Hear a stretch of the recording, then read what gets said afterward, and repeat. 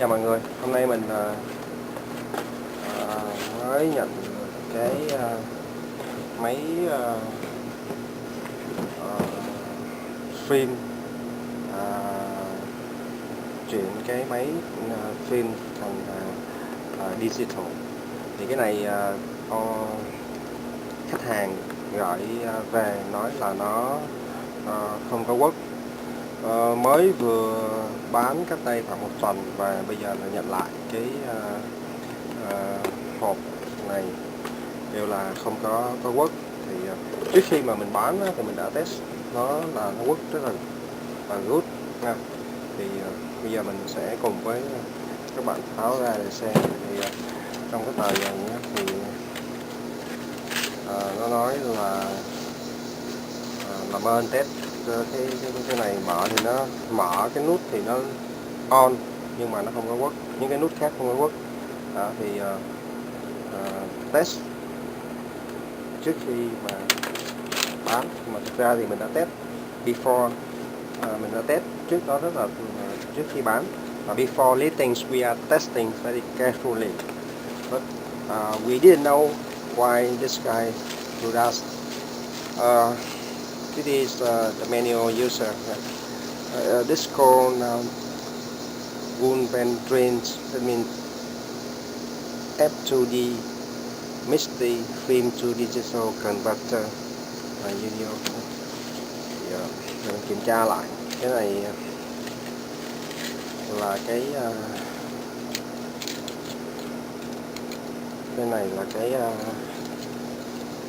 cái đồ mà để bỏ cái phim vô.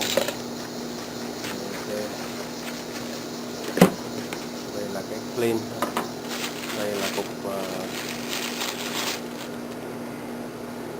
USB.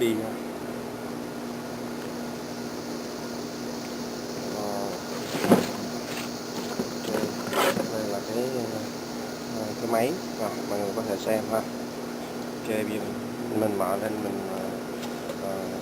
test thử xem là nó có work hay không.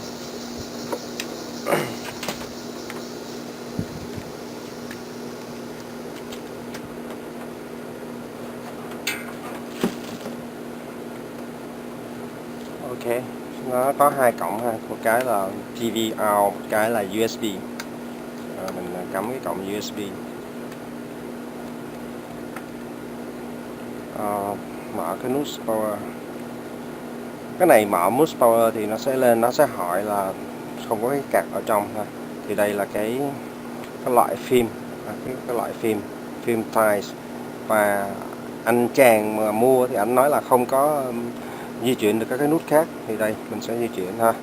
Delete all, convert, playback, có nghĩa là playback. Đó, nó work bình thường ha. Playback nó work rất là bình thường.